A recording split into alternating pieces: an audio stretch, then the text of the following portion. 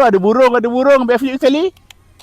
Woo! Cara nak main mudah je. Kau tekan on ni, bateri dah pasang. Nak charge pakai saja type C kat sini. Nampak lampu dia kelip-kelip. Tekan button on ni, remote dia, dia akan static, maknanya dah connect. First, set up dulu, tarik ke bawah macam ni. Nampak dia dah calibrate lah. Ini satu button take off. Button kau tekan sekali dia boleh naik, tekan sekali dia mendarat. Tekan button ni, tepi panas. Tekan button ni, dia naik. Saya baik. Lepas tu boleh kawal, senang kawal dia ni. Ke depan, ke belakang boleh. Lepas tu tengok aku boleh landingkan dia kat atas tangan tepi. Dia dekat tangan, landing. Dia akan landing tangan. Nampak? Senang kan? Daripada atas tangan pun kau boleh terbangkan dia. Tekan lagi satu button ni, dia akan terbang. Nampak? Nak control pun senang.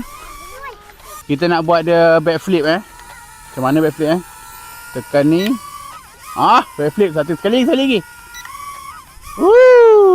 Main dia senang, main dia memang senang gila. Budak-budak boleh main. Lepas tu boleh terbang tinggi. Kita try terbang tinggi Tinggi mat. Buat tinggi. Kita buat backflip kat atas backflip. Itu tu ada burung backflip sekali. Tengok jet ni. Tak apa, senang kawal dia. Cuma kalau angin kuat sangat, dia tak boleh ni sangat lah. Dia tengah struggle melawan angin, nampak? Yang ke depan. Turun sikit. Yang ke depan, turun sikit. Kita bagi landing atas tangan. Boleh landing. Mudah kan? Nak main senang, material tahan lasak. Ini kalau jatuh banyak kali pun tak ada masalah. Sebab dia material dia kapas. Bukan kapas, polystyrene dia ringan. Dia pakai pak.